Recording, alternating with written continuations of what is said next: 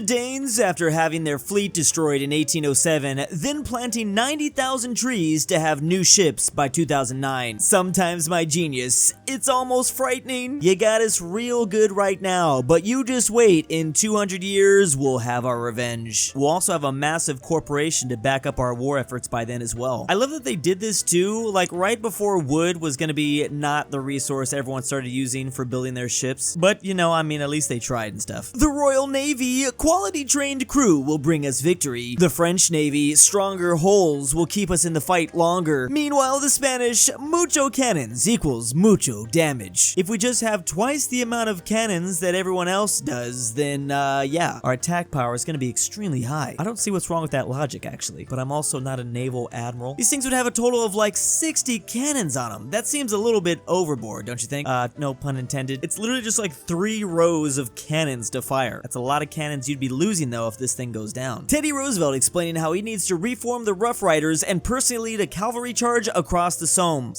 I don't know. Meanwhile, Woodrow Wilson listening to all of that. Teddy Roosevelt was just built different. I mean, I guess there's a reason they put him in Civilization 6. He was literally trying to go out in a blaze of glory during WW1. I gotta hand it to him. That is pretty epic. Could you imagine if he actually won the election of 1912 and he was leading the US during WW1? The president of the United States literally riding into battle to fight. The Apache watching the Spanish ride their horses. Write that down, write that down! Given just a little bit more time, I'm convinced the Apache would have been the equivalent of Mongolia just in North America. And if they just somehow got a hold of horses and guns sooner, who knows? They might have just taken over all this. So they go to space with the wrong orangutan who goes crazy. They crash land in New Guinea and are captured by a cannibal cargo cult. People who saw the film, what? Yeah, so he spends 4 years playing chess with the Yale-educated leader of the cannibals before NASA finally rescues him. In the end, he sees that Jenny is happily married, so he leaves and moves to New Orleans with Lieutenant Dan and the orangutan. Once again, people who only saw the film, what the hell are you even talking about? Yes, believe it or not, we were actually talking about Forrest Gump, but this was the novel. I'm gonna be completely honest, I had no idea Forrest Gump was a novel first, and I guess the meme explains why. Yeah, maybe doing something different for the film isn't always a bad thing. I'm so convinced the only reason why I'm a history nerd is because of this movie. Nerd historians! Actually, the term Byzantium Empire is inaccurate. It comes from Byzantine is such a cool word, I'm gonna use it.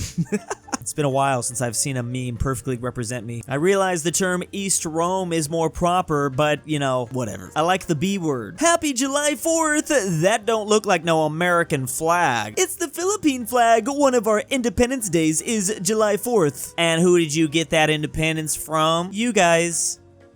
Oh, well, this is a little awkward. Happy commemoration of not being able to colonize the Philippines anymore, I guess. That's one way to celebrate 4th of July. So the Philippines actually does have 2 Independence Days, but the one they got from America is on July 4th. What are the chances? Remember, we tried our own little American colonial empire over here with these islands off the coast of Asia. They became free just after WW2. What is going on with Taiwan? Why are they right here? So I guess in a way, Americans kind of celebrate Filipino independence as well. I mean, you can kind of look at it. It's on the same day. We got fireworks blowing up everywhere. The Germans could have won WW2. Meanwhile, the German supply line in 1943.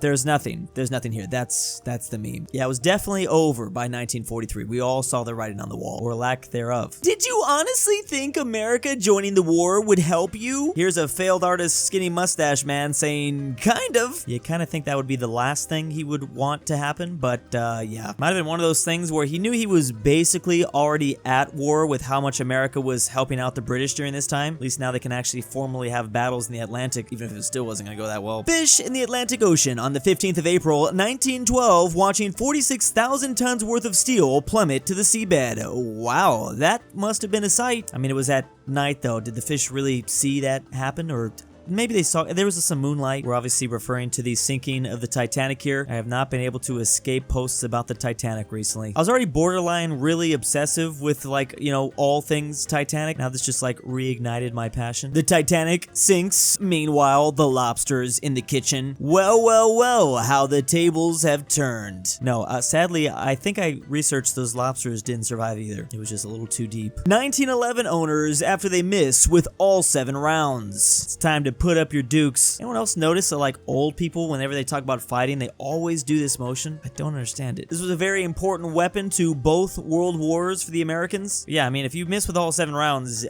you kind of I don't even know if I want to finish that statement. Americans who despise the French are Brits in disguise. The French were one of the first places to recognize the US as a legitimate nation. Oh yeah, and don't forget they kind of carried us in that first Revolutionary War. Give us a nice statue too. I think deep down inside, all Americans do appreciate the French. They just really don't want to show it. It's like that sibling rivalry that they have. Our allies have betrayed us. France is being invaded from all sides. We're outnumbered and outgunned. Most of our armies is untrained 16-year-old conscripts. Minutes later, OMG, ooh woo. This literally must have been like a movie moment when Napoleon marched back into France. It's literally like the main character showing up at the last minute to go fight the bad guys. Or I don't know, guys. Depends on who you're talking to. I just realized the other day, Joker here is gonna play Napoleon. When he took that final L, that's when he realized his life was actually a comedy. Bruh, WTF is going on with Guyana's borders on Google Maps? What series of events have taken place for the map to look like this? Oh man, do you wanna know? Do you wanna drink that Kool-Aid? I swear, these 3 places in South America have got to be the biggest mystery known to man. What even goes on here? Portugal letting the UK use the Azore Islands in the 1980s after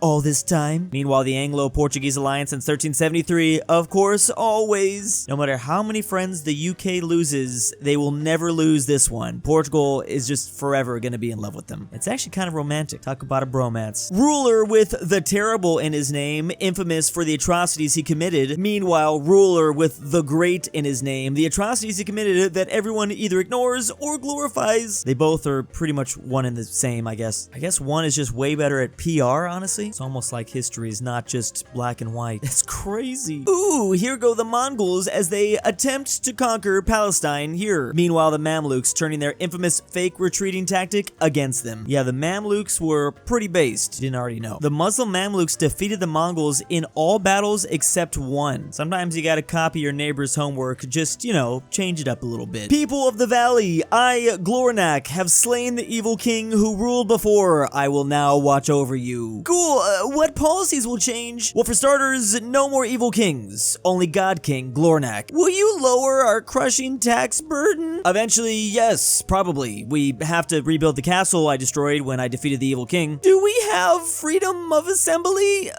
Yeah, of course. Just, you can't pass laws, because Glornak is the law, and no rabble-rousing. Actually, come to think about it, you can assemble, just no large groups. Will you at least overturn the king's right of prima nocta, where the king gets to sleep with every bride? What? You guys put up with that for generations? Well, I want to make sure I respect traditional cultural institutions. And that's another thing. No sighing. Meet the new boss, same as the old one.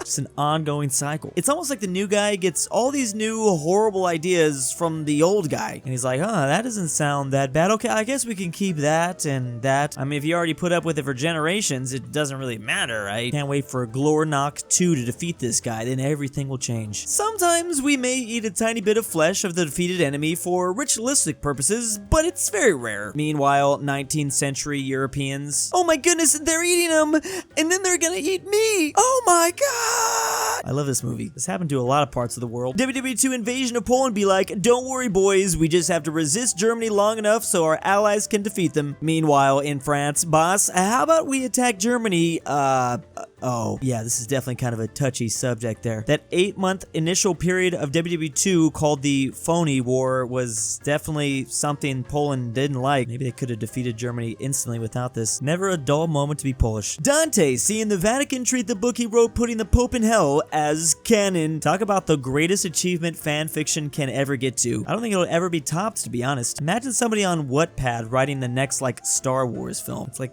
literally what happened, kind of. Disney just goes here and picks some random story. Yeah, we're gonna go with that. That's now 100% canon. Thus begins the 100 Years' War. Why 100? Well, it's really 116, but 100 sounds more ominous. Also just rolls off the tongue better. It sounds cool. Look how it's the first thing everyone says. Wait, was it really for 100 years? And we all have to say no. Swamps minding their own business. Meanwhile, a country looking to build its capital. Okay, you asked for it, Boggs. What was up with this obsession to build the most important city of your whole nation nation in the middle of a swamp. I mean, America was doing a lot too. We have Berlin, Chicago, Boston, New York. What if we just decided to not do that? This gives Shrek a whole new meaning now. Please fight against the English. This man thinks he can tell me what to do. Hi, I'm a teenager with schizophrenia. Yes, sir. Glory to the French kingdom. That's all you had to tell him. Crazy how powerful Joan of Arc was. She made it look so easy. Why didn't I do this when I was 14 years old? Just defeat all of England? Usually, don't come over here. Got it? You Greekdoid will rub off on me. That's my line. It'd be a problem if I caught your barbarity. Okay, normal day of the Holy Roman Empire and Byzantium fighting. Them at the very same time when they have to fight Muslims together in the First to Third Crusade. They're actually a pretty romantic couple together. Sometimes that's all it takes, just another outside power. Girls, am I fat? OMG, no, you're so beautiful. Meanwhile, guys, bro, am I fat? Bro, I know 5 fat people and you are 4 of them. I don't know why I laughed at that. Yeah, guys holds nothing back. Man, they did this man dirty with his little statue. Or maybe they didn't. Maybe that's just, I don't know. Is that Gluteus Maximus? POV, you lived in 1910s or 1920s Japan. So these anarchists, social democrats, and communists are another class of demon that look like a human, sir? Yeah, sure. That's what we'll go with. Go ahead. Seems like not a very good time. That's definitely a time and place in history I would not want to live in. Anything in like early 20th century Japan. Just no. Or maybe I should say near Japan too. We got big, thick Hungary, a slightly skinnier Hungary, and then we have modern day Hungary with modern day borders, which I guess this person really likes those. Who could this be exactly? I guess there's people that want even more, actually. Is it gonna keep going? Big thanks to my patrons. I have cloned Drew and I'm now training him to fight the imposter doing these videos. Subscribe to Drew now. John Denver. Australia is real. I am not a fat, normal, Argentinian grandpa. Amateur. Archaeology, Inquisitor, KirinoIsBestGirl, LuxembourgLover, Robert, the Polish-Lithuanian Commonwealth, the Twickenhamster, and why am I doing this?